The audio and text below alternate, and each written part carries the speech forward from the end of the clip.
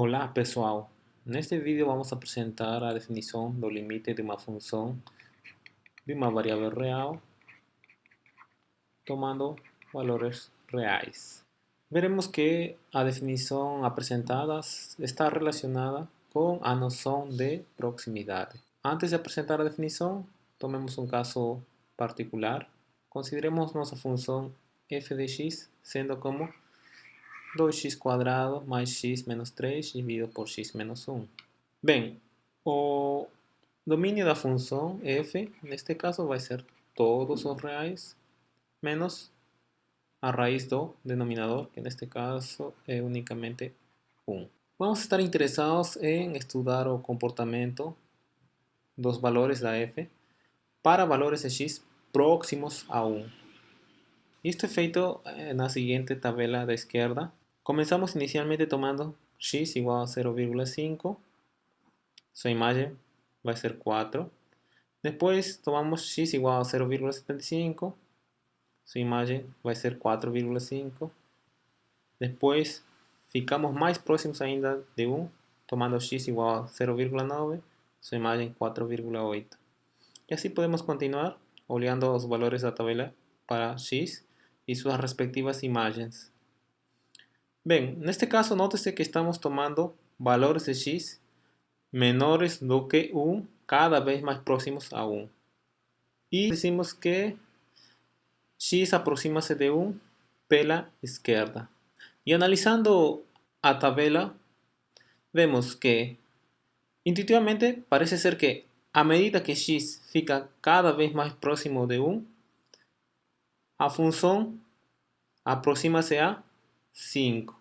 Então, podemos fazer um pequeno desenho que vai ser da seguinte maneira. Então, quando nos aproximamos pela esquerda a 1, a função está aproximando-se a 5. E agora, na tabela da direita, vemos que, começando com x igual a 1,5, sua imagem vai ser 6. Depois, ficando um pouco mais próximo de 1, tomando x igual a 1,25, sua imagem é 5,5. E assim podemos continuar, ficando cada vez mais perto de 1. E parece ser que, a medida que x fica cada vez mais perto de 1, os valores de f também ficam mais próximos de 5. Então, neste caso, a aproximação está sendo pela direita, ou seja, estamos tomando valores maiores do que 1, cada vez mais próximos a 1. Utilizando umas setas, podemos fazer o seguinte. Quando me aproximo pela direita a 1, minha função aproxima-se de 5. Então, podemos concluir dessas duas tabelas o seguinte, que intuitivamente parece ser que quanto mais próximo x estiver de 1, seja pela esquerda ou pela direita, mais próximo de 5 estará a função f de x. Isto vamos chamar de uma afirmação inicial que vou chamar de afirmação 0. Primeiro, vamos a reformular essa afirmação 0 da seguinte maneira, que vou chamar de afirmação 1. E fala, podemos tornar os valores da função tão próximos de 5, tanto quanto desejarmos, tomando x suficientemente próximo de 1. Agora, vamos começar a introduzir alguns símbolos matemáticos. E a afirmação 1 vai ser reformulada numa afirmação 2. E ela vai dizer o seguinte. Podemos tomar o valor absoluto da diferença entre f e 5 tão pequeno, tanto quanto desejarmos, tomando o valor absoluto da diferença entre x e 1 suficientemente pequeno. Agora, utilizando alguns símbolos matemáticos, que vão ser as letras gregas epsilon e delta, a afirmação 2 vai ser reformulada numa afirmação 3 da seguinte maneira. Seja um epsilon positivo qualquer, e vamos ter que o valor absoluto la diferencia entre f y 5 será menor que epsilon si existir un delta mayor que 0, que en geral vai depender do epsilon inicialmente tomado, verificando essa condição. A condição que o valor absoluto seja maior que 0 é devido a que não estamos interessados no valor de x igual a 1. Vamos fazer um pequeno desenho para tentar explicar essa afirmação 3. Então, o que fala a afirmação 3? Que para todo epsilon positivo, verificando esta condição, existe um delta positivo tal que verifica a seguinte condição. Temos que lembrar o seguinte,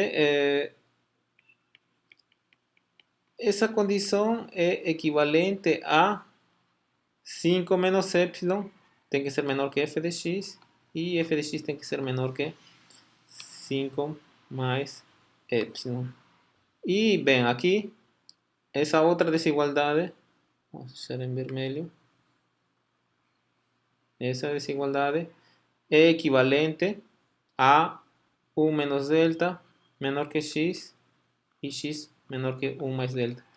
E devido a que temos o valor absoluto é estritamente positivo, então estamos considerando x distinto de 1.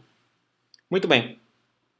Então, a afirmação 3 fala o seguinte. Se tomamos epsilon positivo qualquer, de tal maneira que algum valor da função está no intervalo aberto de comprimento 2 epsilon e centrado em 5, então suponhamos que nossa função esteja aqui, f de x, para algum valor da função, tá? Esteja nesse intervalo aberto. Então, a afirmação 3 está afirmando de que deve existir um positivo de tal maneira que alguma primagem desse valor da função deve estar nesse intervalo aberto, centrado em 1. O intervalo aberto seria 1 menos delta, 1 mais delta. E vejamos um exemplo. Consideremos epsilon igual a 0,5.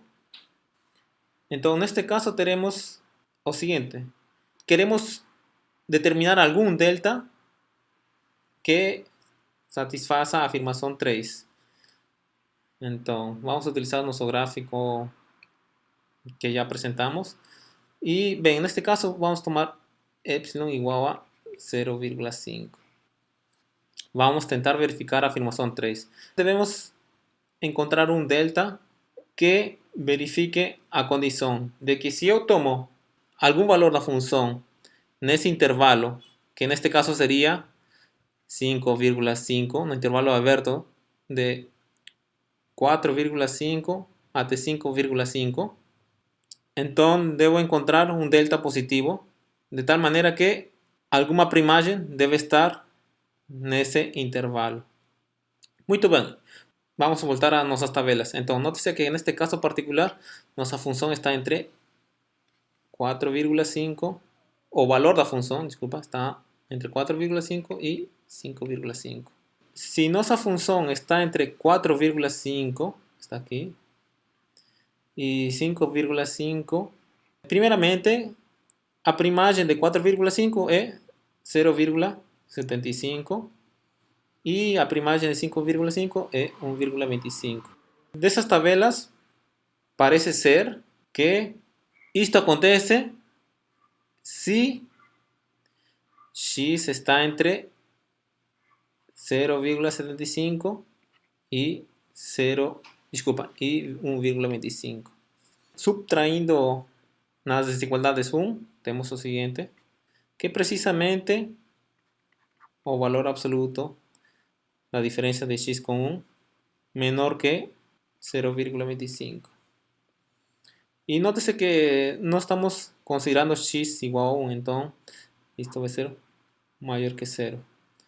Então vemos, se queremos algum valor da função que esteja entre esses valores, necessariamente x diferencia con 1 en valor absoluto debe ser menor que 0,25.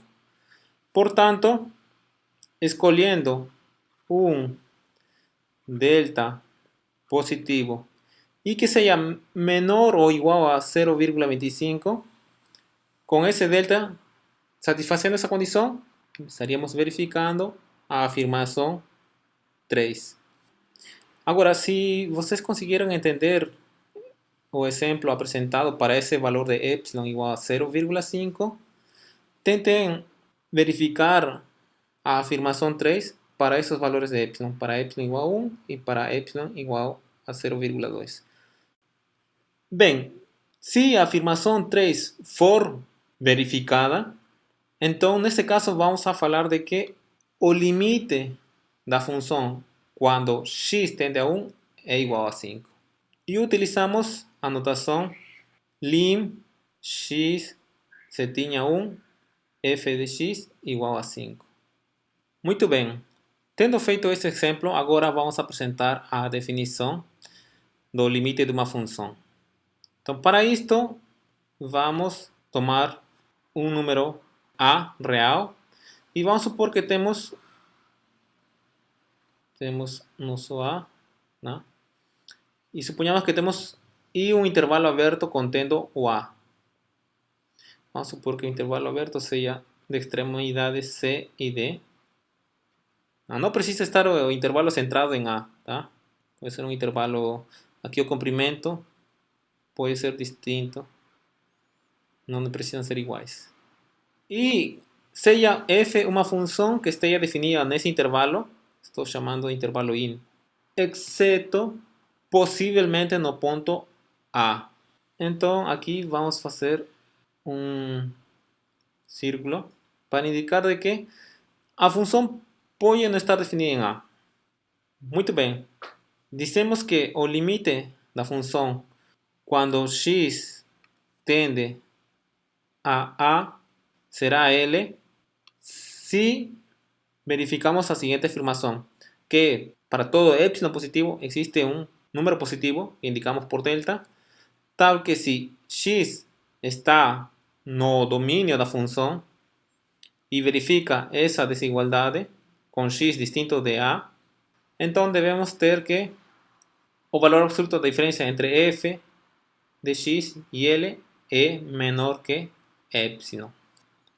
Bem, agora como exemplo vamos a provar o limite da nossa função modelo. Até agora parecia que tínhamos que o limite da função f quando x tende a 1 é igual a 5. Para verificar de fato que temos esse limite, vamos a utilizar fatoração de polinômios. Bem, alguém talvez já poderia ter percebido que o numerador poderia ser factorado como esse produto de monômios. E como x é distinto de 1, certo? O domínio da função não considera x igual a 1, podemos cortar x menos 1 e, portanto, nossa função fica simplificada a 2x mais 3 com x distinto de 1. Neste caso, fica ainda mais intuitivo o fato que tínhamos afirmado quando x tende a 1, o limite dessa função é 5. Porque quando x aproxima-se de 1, 2x aproxima-se de 2 e, consequentemente, 2x mais 3 vai se aproximar de 5. Nossa intuição pode ser corroborada utilizando o gráfico da função 2x mais 3. Mas nosso objetivo agora é verificar de maneira rigorosa o limite com a definição apresentada anteriormente. Para isto temos que considerar um epsilon positivo e devemos ser capazes de encontrar um delta positivo, tal que se temos esta condição, então necessariamente devemos ter essa desigualdade. Agora, vamos começar da seguinte forma. Queremos ter essa desigualdade com um epsilon positivo escolhido arbitrariamente. Então, vamos a fazer manipulações algébricas que neste caso não são muito complicadas devido à forma simplificada da função. Bem, f de x menos 5 vai ser 2x mais 3 menos 5, que vai ser igual a 2x menos 2, todo em valor absoluto. Depois, isto vai ser igual a 2 vezes o valor absoluto de x menos 1. Se queremos que isto seja, esta expressão seja menor que epsilon, isto vai ser então equivalente a que, devido a essas igualdades, que 2, o valor absoluto de x menos 1, seja menor que epsilon. E vai ser equivalente a que x menos 1 em valor absoluto seja menor que epsilon meios. Bem, agora, se escolhermos nosso delta positivo de tal forma que seja menor ou igual que epsilon meios, então, se tivermos esta condição, aqui note-se que estou esquecendo o fato de que tem que ser maior que zero, né? Porque não estamos considerando x igual a 1. Destas operações, manipulações algébricas que a gente fez, necessariamente vemos que essa condição implica o fato de que o valor absoluto de f menos 5 seja menor que epsilon. Ou seja, temos provado rigorosamente, segundo nossa definição, de que o limite de f quando x tende a 1 é precisamente 5. Agora, vamos apresentar alguns comentários.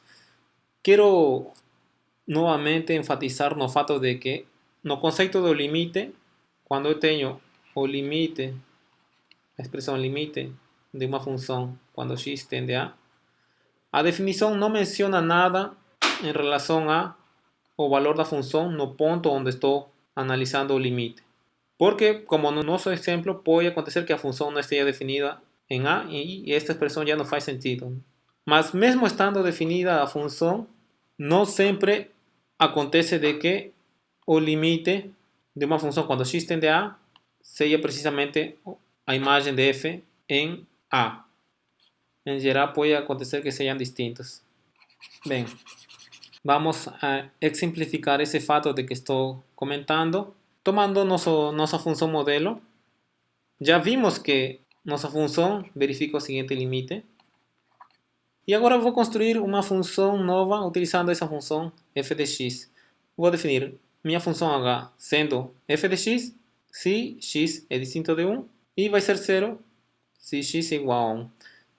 Esta é uma função construída de tal forma de que eu tenho o seguinte: o limite de h quando x tende a 1 vai ser igual ao limite da função f quando x tende a 1. Porque, novamente, no limite não estamos interessados que acontece com x igual a 1.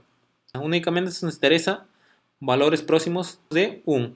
Ou seja, x tem que ser distinto de 1. E quando x é distinto de 1, nossa função h é precisamente f.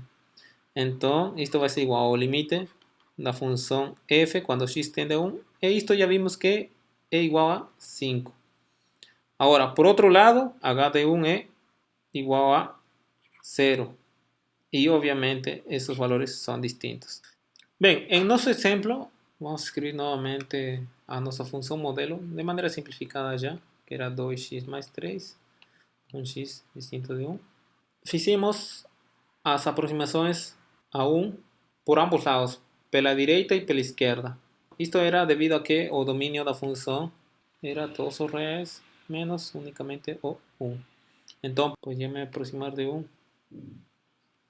pela esquerda e pela direita. Mas, às vezes, temos algumas funções que, quando tomamos um ponto dado, o ponto A, que vai ser o ponto onde vou considerar o limite, nem sempre podemos aproximar-nos por ambos lados. Unicamente vamos poder aproximar pela esquerda ou pela direita. Então, quando consideramos os valores de uma função f unicamente com aproximações pela esquerda a x igual a A, e esses valores da função tendem a um número L, dizemos que o limite lateral à esquerda da função quando x tende a A é igual a L. E é indicado com a notação lim f de x, x, uma setinha, A, e aqui temos um sinal menos. Esse sinal menos representa o fato de que o limite lateral é à esquerda. E também temos uma definição rigorosa para esse limite lateral à esquerda. que es la siguiente forma. Para todo epsilon positivo debe existir un delta positivo, dado que se verifica esa condición, entonces debe acontecer de que, o valor absoluto, la diferencia entre f y l debe ser menor que epsilon. Y de manera similar tenemos el concepto de límite lateral a direita cuando x tende a A. Y utilizamos ahora esa notación. Es casi similar a la notación de límite lateral a izquierda, solo que tenemos ahora con un sinal de mais, no expoente de A. Y la definición va a ser una definición similar. Entonces, o límite lateral a direita da función cuando x tende a e igual a L, si para todo epsilon, tenemos lo mismo aquí, para todo epsilon existe un delta positivo, tal que si, aquí ahora va a mudar, sería tal que si 0 es menor que x menos a menor que delta, entonces debemos tener esa desigualdad. Y una observación importante que decorre las definiciones de los límites apresentados, do limite lateral a izquierda e do limite lateral a direita, e a definição do limite é que o limite de uma função f quando x tende a A existe e é igual a L si somente si os limites laterais existem e tem-se que esses limites laterais têm o mesmo valor e esse valor é igual a L. Veamos algunos ejemplos de límites laterales. Por ejemplo, vamos a considerar la siguiente función, a raíz cuadrada de x. Sabemos que a función raíz cuadrada, su dominio son todos los números no negativos. Y un gráfico de la función es más o menos de la siguiente forma. Tomando a igual a 0, vemos que podemos nos aproximar de 0 únicamente pela direita. Por tanto, en este caso, faz únicamente sentido o limite lateral a direita da función cuando x tende a 0. Y ese valor va a ser igual a qué? Bien, aquí fica claro de que, olhando o gráfico, a medida que x aproxima-se de 0, a función tende a 0. E esto puede ser verificado a través de la definición rigurosa, que no voy a presentar aquí. Y no faz sentido o limite lateral a izquierda en x igual a 0. Este concepto de límite lateral a izquierda no existe. Y también no existe o límite da función cuando x tende a 0. ¿Correcto? Porque ya no existe o límite lateral a izquierda, consecuentemente ese límite no existe. Agora, vamos considerar mais uma função, vai ser a função seguinte. Ok, vamos apresentar agora o gráfico para essa função. Bem, agora já temos o gráfico da função e esse gráfico vai nos ajudar a responder o seguinte. ¿Será que existen os limites laterais seguintes? Vamos a analizar primeiro o limite lateral à direita de f quando x tende a 0. Podemos aproximar-nos de x igual a 0 únicamente pela izquierda, porque esse é o domínio da função. Então, não podemos aproximar-nos pela direita com valores do domínio da função a x igual a 0. Então, esse limite aqui não existe, não faz sentido. En x igual a 0 únicamente podemos nos aproximar pela izquierda. Y vemos que a medida que x aproxima-se de 0, mi función está tendiendo a 0. Como ya no existe un límite lateral que es o límite lateral a direita, consecuentemente también no existe un límite da función cuando x tende a 0. No existe. ¿Qué acontece cuando yo estoy analizando el límite da función en x igual a 1? Veamos el límite lateral izquierda. Entonces analizamos el gráfico y vemos que con puntos do dominio da función no podemos aproximarnos de 1 pela izquierda. Este pequeño intervalo no faz parte do dominio da función. Entonces no tem como nos aproximar de 1 pela izquierda. Então este limite aqui não existe. E vemos que a medida que x aproxima-se a 1 pela direita, nossa função tende a menos 1. Portanto, o limite lateral à direita da f em 1 vai ser igual a menos 1. Como no caso anterior, debido a que o limite lateral à esquerda da f em 1 não existe, então o limite da função f quando x tende a 1 não existe. Para encerrar este vídeo, vamos tentar dar uma explicação geométrica do limite. E novamente para isto vamos considerar nossa função modelo. Tínhamos que nossa função, antes de simplificar, era expressada dessa forma. E agora eu vou reescrever essa função da seguinte forma. Vou reescrever como g de x menos 2 dividido por x menos 1. Onde g de x é 2x quadrado mais x menos 1. Bem, e também podemos verificar o seguinte. O que acontece quando eu avalio a função em 1?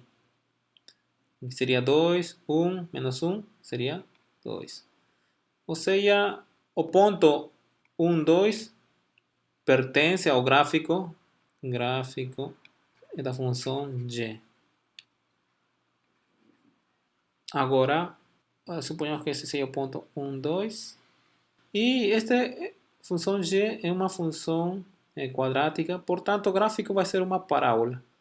E bem, as parábolas sabemos que são mais ou menos dessa forma, certo? Se está aberto para cima, nesse caso está aberto para cima, certo? Devido à forma da função. E unicamente vou desenhar uma parte, né? Como a minha parábola passa por esse ponto 1, 2, vamos supor que um pedaço da parábola vai ser desta forma. Agora, se eu tomo outro ponto do gráfico da função, digamos x e de x, podemos traçar através desses dois pontos a reta secante passando por esses dois pontos. Agora, essa reta secante, qual vai ser sua inclinação? Sua inclinação vai ser precisamente g de x menos 2 dividido por x menos 1. Ou seja, a nossa função modelo f representa a inclinação de uma reta secante passando pelos pontos 1, 2 e x, g de x. E tínhamos feito a análise de que o limite dessa função, quando x tende a 1, é 5. Ou seja, o limite das inclinações das retas secantes passando pelo ponto 1, 2 tendem ao valor 5. E esse valor 5 pode ser interpretado como a inclinação de uma reta passando pelo ponto 1, 2. E essa equação dessa reta vai ser precisamente a seguinte equação. Concluindo, temos a seguinte afirmação. As retas secantes passando pelo ponto 1, 2 e x, gx tendem a reta y menos 2 igual a 5, x menos 1, que é a reta passando pelo ponto 1, 2 e de inclinação igual a 5, quando x tende a 1. E essa reta chama-se reta tangente ao gráfico da função g, passando pelo ponto 1, 2. E isto foi uma das motivações para introduzir o conceito do limite de uma função. Tentava-se introduzir o conceito de reta tangente. E o conceito de reta tangente foi introduzido através de um processo de limite de retas secantes. Bem, dessa forma encerramos nossa aula da definição do limite de uma função de uma variável real tomando valores reais.